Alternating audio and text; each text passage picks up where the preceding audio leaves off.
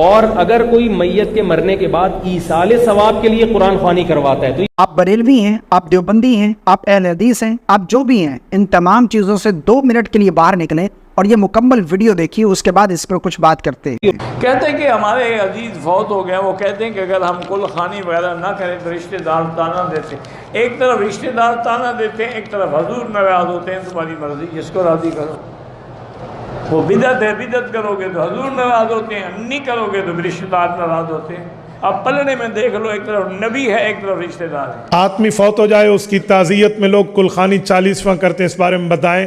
رسول اللہ صلی اللہ علیہ وسلم کے صحابہ کرام اور اہل بیت حضور کی موجودگی میں فوت ہوئے ہیں۔ پیغمبر نے اپنے کسی صحابی کے نہ کل کیے، نہ 40واں کیا، نہ 7واں کیا، نہ جمعرات کی ہے، نہ باقی معاملات کی۔ تو اگر کوئی دکان یا مکان میں برکت کے لیے قرآن خوانی کرواتا ہے تو چونکہ یہ رقیہ ہے اس لیے جائز ہے، اگرچہ نبی کے دور میں یہ نہیں تھا، بشرطے کہ اس کو سنت نہ سمجھا جائے۔ اور اگر کوئی میت کے مرنے کے بعد ایصال ثواب کے لیے قرآن خوانی کرواتا ہے تو یہ رقیہ نہیں ہے بلکہ عبادت ہے نا، اس کے لیے ثبوت چاہیے اوپر سے، اور وہ ثبوت ہمارے پاس نہیں ہے قرآن و سنت سے، صحابہ سے۔ کبھی نہیں دیکھا کہ حضرت ابو بکر کا انتقال ہوا تو آپ نے دیکھا کہ حضرت عمر نے قرآن خوانی کروائی ہو۔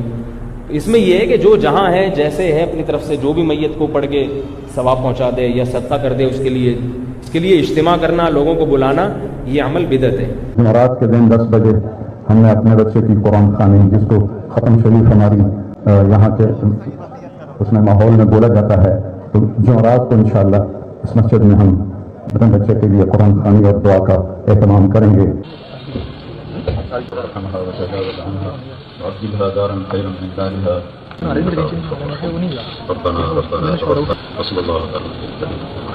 اپنی ویڈیو دیکھ لی، اب میری بات بھی سنیے۔ آج تک تم یہی سنتے آ رہے تھے کہ پاکستان کے اندر 2 قانون ہیں، امیر کے لیے الگ قانون ہے، غریب کے لیے الگ قانون ہے، لیکن آج پتہ چلا کہ پاکستان کے اندر شرعی قانون بھی 2 ہیں، امیر کے لیے الگ شرعی حکم، غریب کے لیے الگ شرعی حکم۔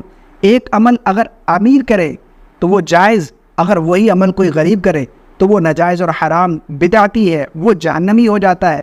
بھائی یہ وہ چیز ہے جس نے میرے ملک کا امن خراب کیا ہے، اسی چیز پر عوام کو لڑایا گیا ہے۔ بریلوی، دیوبندی، اہل حدیث، جتنے بھی مکتب فکر ہے، یہ جتنی بھی عوام ہے اسی چیز پر لڑتی آئی ہے۔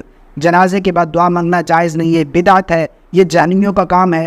اسی طرح قرآن خوانی کرنا، میت کے لیے ایصال ثواب کرنا، یہ جائز نہیں ہے، یہ بدعت ہے، یہ ناجائز اور حرام ہے۔ اگر کوئی کرتا ہے تو اس پر بدعت کے فتوے، اگر کوئی نہیں کرتا تو بریلوی اس پر کہ یہ تو وہ ہو گیا، مر گیا مردود، نہ فاتحہ نہ درود، یہ تو گستاخ ہو گیا، یہ تو بد مذہب ہے، یہ تو فلاں ہے۔ بھائی اوپر کے جو اختلافات ہیں نا وہ علماء جانتے ہیں، لیکن نیچے جو عوام ہے نا وہ انہی مسائل کے اوپر لڑ جھگڑ رہی ہوتی ہے۔ اور کئی ایسے مسائل ہیں، کئی درجنوں واقعات ہیں جن پر عوام، رشتہ دار آپس میں لڑے، جنازے کے بعد دعا مانگنے پر، قرآن خوانی پر، میت کے لیے ایصال ثواب پر، اذان سے پہلے درود و سلام پر۔